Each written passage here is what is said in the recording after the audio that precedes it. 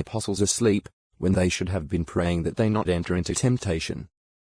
When Jesus speaks to them, they do not know what to answer him. Mark 14:40. A third time Jesus goes off, and he bends down on his knees to pray. Jesus is deeply concerned about the reproach that his death as a criminal will bring on his Father's name. Jehovah is hearing his son's prayers, though, and at one point God sends an angel to strengthen him. Even so, Jesus does not stop supplicating his Father, but he keeps praying more earnestly. The emotional stress is enormous. What a weight is on Jesus' shoulders. His own eternal life and that of believing praying weren't deeply grieved. Matthew 26:30, 36-46. Mark 14:26, 32-42. Luke 22:39-46. John 18:1. His sweat is as drops of blood. Physician Luke does not explain how Jesus' sweat became as drops of blood. Luke 22:44. Luke may have been speaking illustratively, that the sweat resembled blood dripping from the wound. An alternate idea was offered by Dr. William D. Edwards in the Journal of the American Medical Association JAMA. Although this is a very rare phenomenon, bloody sweat hematidrosis may occur in highly emotional states. As a result of hemorrhage into the sweat glands, the skin becomes fragile and tender. 282. Humans is at stake. In fact, his sweat becomes as drops of blood falling to the ground. Luke 22:44. When Jesus returns the third time to his apostles, he again finds them sleeping. At such a time as this, he says, "You are sleeping and resting. Look, the hour has drawn near for the Son of Man to be betrayed into the hands of sinners. Get up, let us go. Look, my betrayer has drawn near." Matthew 26:45-46.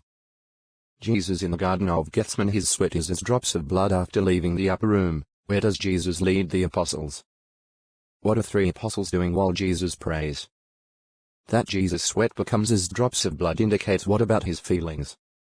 123, 283. It is well past midnight. The priests have agreed to pay Judas 30 pieces of silver to betray Jesus. So Judas leads a large crowd of chief priests and Pharisees, seeking to find Jesus. They are accompanied by a detachment of armed Roman soldiers with a military commander. Evidently, when Jesus dismissed him from the Passover meal, Judas went directly to the chief priests. John 13:27. They assembled their own officers as well as a band of soldiers.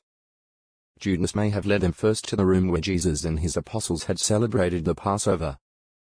But now the mob has crossed the Kidron Valley and is headed for the garden.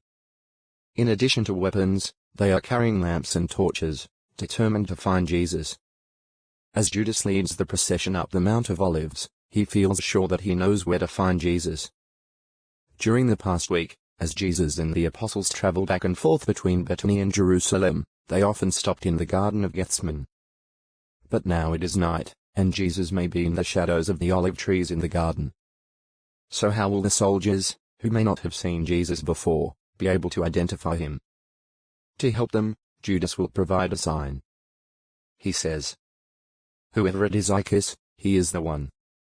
Take him into custody, and lead him away under guard." Mark 14:44. Leading the crowd into the garden, Judas sees Jesus with his apostles and goes straight up to him.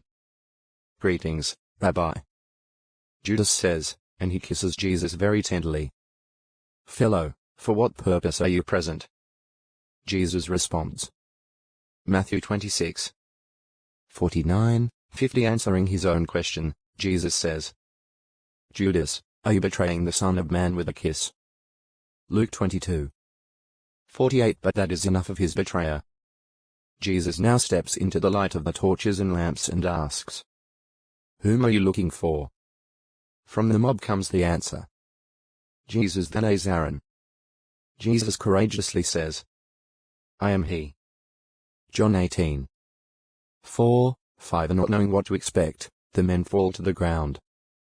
Rather than seizing that moment to flee into the night, Jesus again asks whom they are seeking. When they again say, Jesus the Nazarene.